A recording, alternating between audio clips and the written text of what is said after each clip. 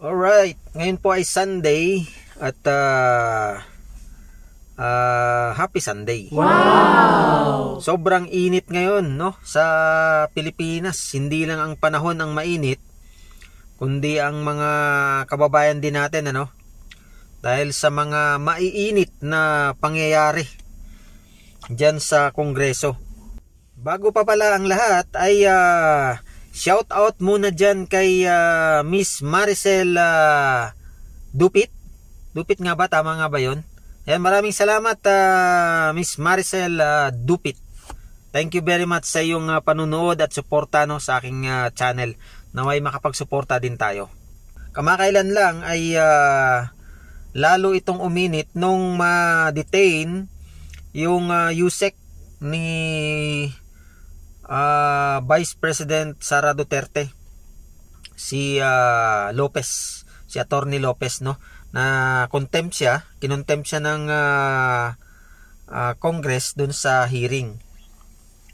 Dahil nga ang sinasabi nila doon na hindi daw dapat sinulatan ng OBP or Office of the Vice President ang COA para pigilin ang pagbigay ng mga dokumento para dyan sa investigasyon. Ang paliwanag naman ng kampo ni BP Sara or si Attorney Lopez ang nagpaliwanag na ang kanilang pagsulat sa COA na wag munang ibigay kasi hindi pa raw tapos ang hindi pa final ang result ng COA. So alam mo naman ang Kongreso, 'di ba? Ano na sila, astang korte, astang alam mo yung investigation nila, parang hinuhusgahan na kagad nila. Kaya dahil doon sa pagsulat ng OBP, no, ng Office of the Vice President sa pamamagitan ni Attorney Lopez, ay kinontempt nila si Lopez. At naging masalimuot ang naging sitwasyon dahil nung nandun na nakakulong si Attorney Lopez sa may Congress, sa detention cell ng Congress, ay pumunta si BP Sara at doon din nagpalipas ng gabi. At ang problema ay ginagawan si BP Sara ng mga aligasyon, no, kumbaga alam na natin yan, di ba, na mainit ang mga Duterte ngayon. Kaya sila tinututukan talaga, pinupuntirya. Sa investigasyon na yan ay talagang ginigipit sila. Ngayon, kaya nasabi nating uminit ng husto dahil nga itong si Attorney Lopez, siguro sa sobrang stress na niya, ay nagkasakit, no? Nagkasakit siya at nung napanood natin ay nung dadalhin na siya sa ospital ay may mga nakialam. Kasi ang sabi ni BP Sara ay nawala na raw na siya ng malay. Si Attorney Lopez, ano, nagsusuka at nawala ng malay. So ang nangyari ngayon ay pinilit ni BP Sara na may dala ito sa ospital. At medyo nagkagulo nga dahil may mga pulis na humaharang, which is ang sabi ni BP Sara ay hindi naman yan tatakas, hindi nga makalakad dahil nga sa kanyang nararamdaman. So sumasakit daw yata ang likod, kaya pinilit talaga ni BP Sara na may dala ito sa ospital. Nasa loob na ng ambulansya at kamuntikan pang maipit si BP Sara dahil itong isang pulis ay akma nang isarado ang pintuan ng ambulansya. Ay nandoon si BP Sara, kaya lalong nagalit ang mga kababayan natin na sumusuporta doon kay BP Sara. Ang isa pang napakatinding pangyayari, dahil sa galit ni BP Sara ay talagang sumabog na si BP Sara. Sumabog na ang kanyang galit, no? Inilabas na niya ang kanyang galit.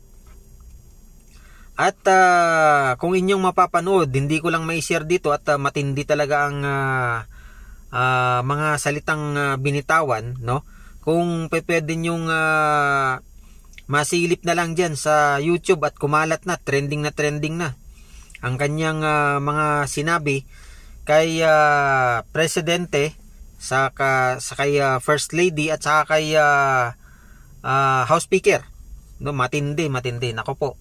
Hindi natin masasabi totoo o hindi, pero kung mapapansin nyo kung paano ito sinabi o binanggit ni BP Sara, ay para bang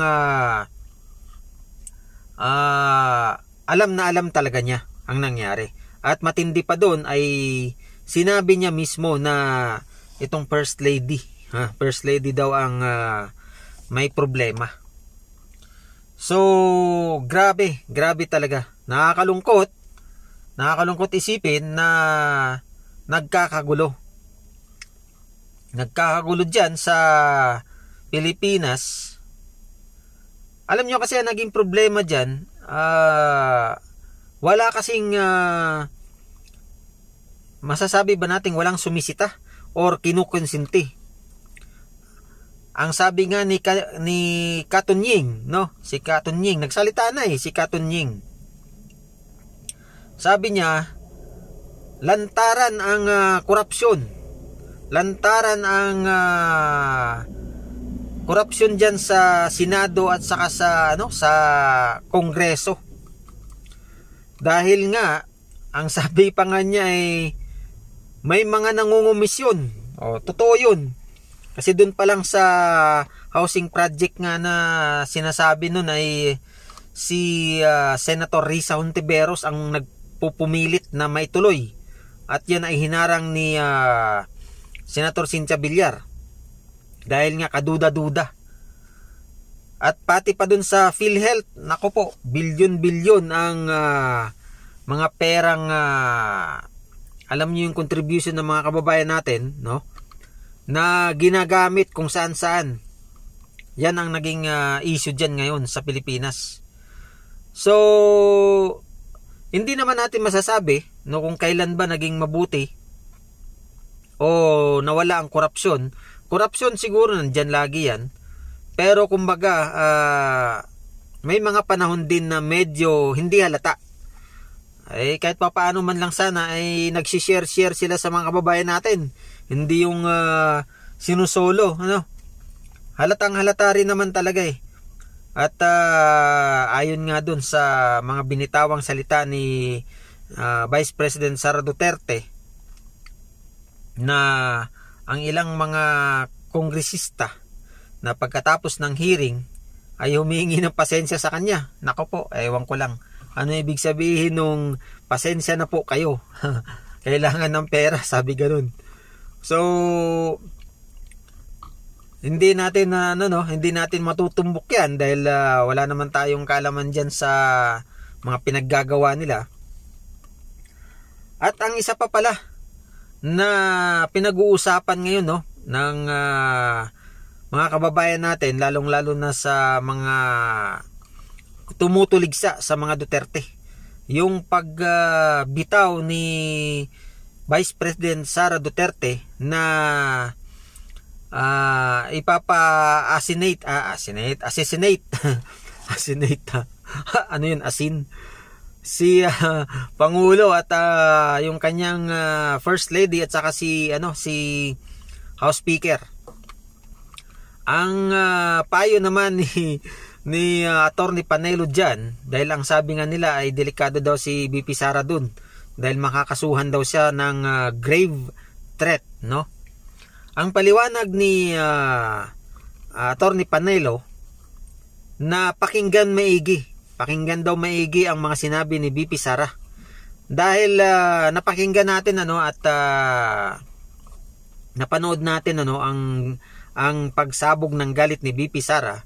Ang sabi niya doon na pag siya ay pinatay, no?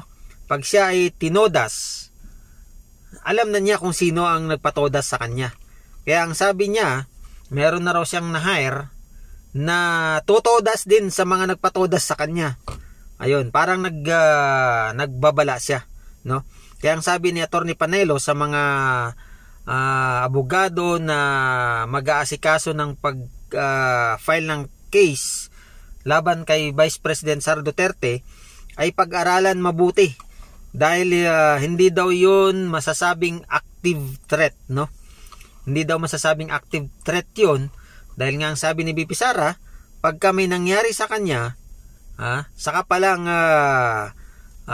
gagalaw yung inutusan niya na tudasin din ang nagpatodas sa kanya. Kaya talagang mainit.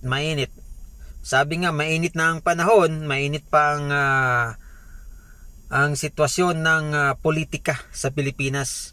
Sana naman ay magkasundo-sundo na para naman ay tayong mga OFW ay pwede nang bumalik sa ating bansa.